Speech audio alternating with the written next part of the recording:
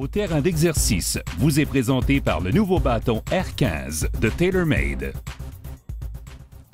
Un coup de départ long et droit est essentiel. Ça permet aux golfeurs de jouer dans des conditions idéales et en plus avec un fer pas trop long des mains. De plus, ça renforce la confiance du golfeur. Ne pas avoir à faire un coup pour se sortir du bois après son coup de départ est très valorisant.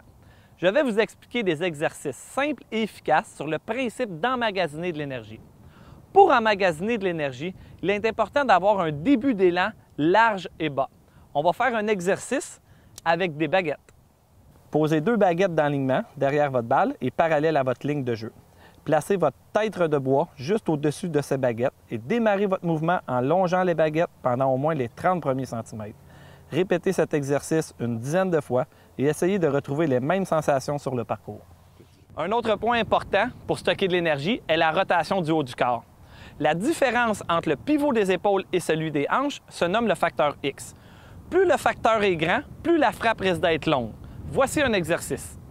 Posez un bâton contre l'intérieur de votre pied arrière et assurez-vous qu'il est bien perpendiculaire à votre ligne de jeu. Placez un autre bâton sur la ligne de vos épaules. Faites une rotation arrière et essayez d'amener le bâton de vos épaules parallèle à celui qui est au sol. Le tout en ayant le moins possible de rotation de hanche. Finalement, un dernier point pour générer de la puissance est de ressentir un redressement de la hanche avant et un relâchement du club vers la cible. Voici un exercice pour travailler ce point.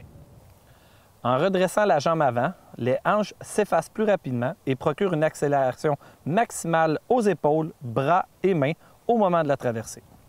Et pour avoir un bon relâchement, la majorité du poids doit être sur la jambe avant pour pouvoir bien dérouler et lancer la tête du bâton vers la cible. Vous devez avoir l'impression d'aller serrer la main à la cible au moment où vous élancez au travers de la zone d'impact. Mettez en pratique ces 3 exercices et vous augmenterez graduellement la distance et la précision de vos coups de départ. Amusez-vous bien et bon golf!